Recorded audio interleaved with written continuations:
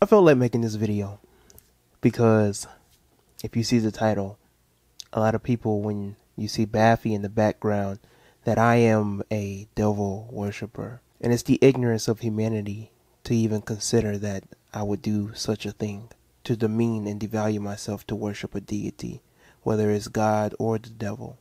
And I don't think people understand the concept behind the devil.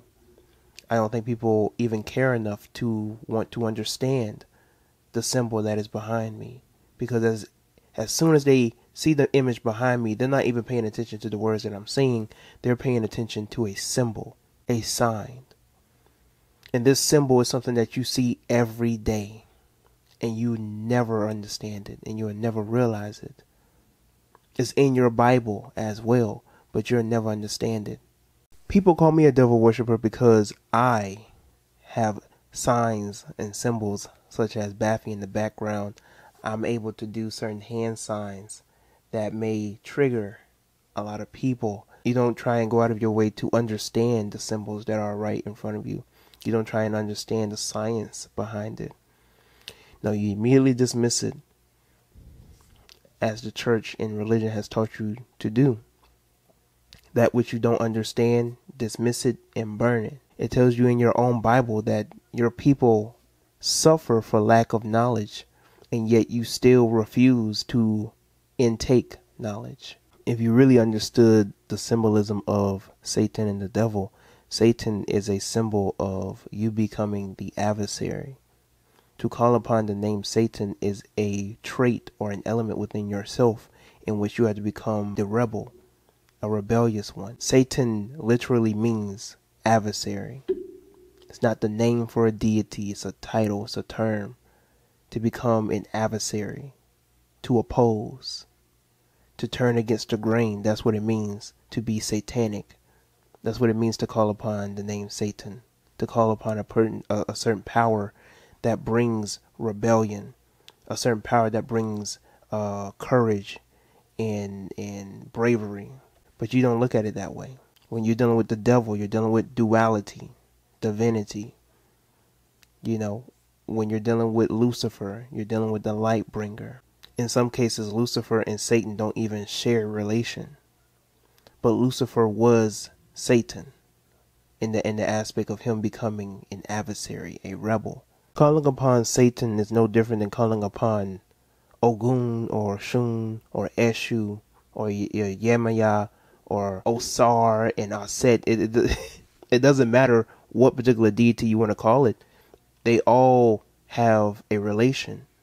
All of these energies dwell within yourself, whether you're calling upon God or the devil, whether you're calling upon Lucifer or Venus or Aphrodite, whatever the case is, all of these powers dwell within you. But you have been programmed to dismiss the devil. You have been programmed to dismiss the energy in which you are to rebel, to become your own being.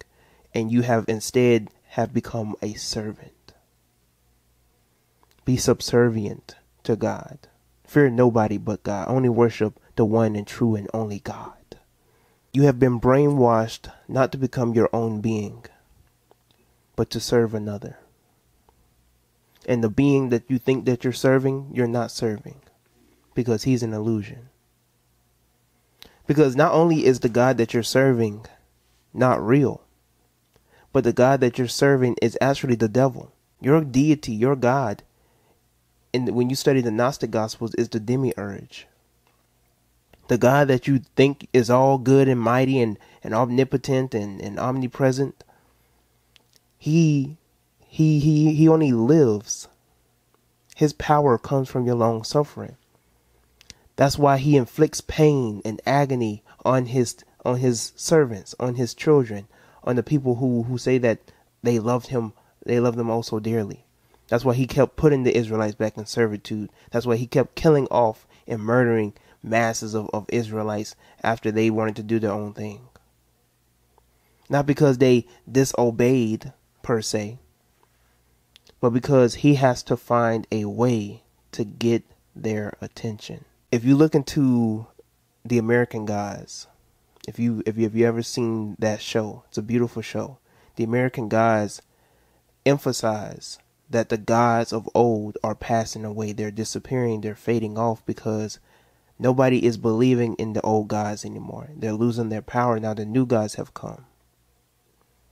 And so what I'm telling you is that the God that you serve only is as alive and as powerful as you may think he is because this illusion is within your own world. You have given this particular deity, this perception, power over your life. The same thing for why certain people, why they can't find a good man, or certain people, why they always going through curses, why am I always being, all this other type of stuff is because you put certain things in your life and you gave it power. You have given this particular deity position over your life. You may call it God. Other people may call it depression. Other people may call it agony, whatever name you want to call it, whatever phrase you want to give it. You have given certain things power over your life. And as a result of that, you suffer. And you have not taken back your own power. That's what God feared in the Garden of Eden. He feared for Adam and Eve to become just like him. That's why he lied to them and told them that if you eat from the tree of the knowledge of good and evil, that you're going to die. But the serpent, who is the symbol of enlightenment, the symbol of your Kundalini energy, told Eve that you're not going to die. That man lying to you. He don't want you to eat from this tree because he knows that if you eat from this, you're going to be just like him. And that's exactly what happened. And what you see in the mythology in the Bible is that God is keeping man subservient from knowing his true self. When you really truly understand your true nature and who you are, you'll understand that you have more power than God. As a matter of fact, you hold so much power that you were the ones that created the gods and the goddesses. So once you understand who you truly are, you can become your own deity. You can become the generator, operator, and destroyer of your life. That does not give you the ego or the pass or the license to be egotistical, to be arrogant, to be reckless. No, this gives you the opportunity to really act in your true nature as the divine being, the daemon, the fallen angel within a body. This is where you have the opportunity to become the demonstrator, to give your shadow direction, to reach your highest potential and to become the Haru or the hero in your journey. So you can call me a devil worshiper.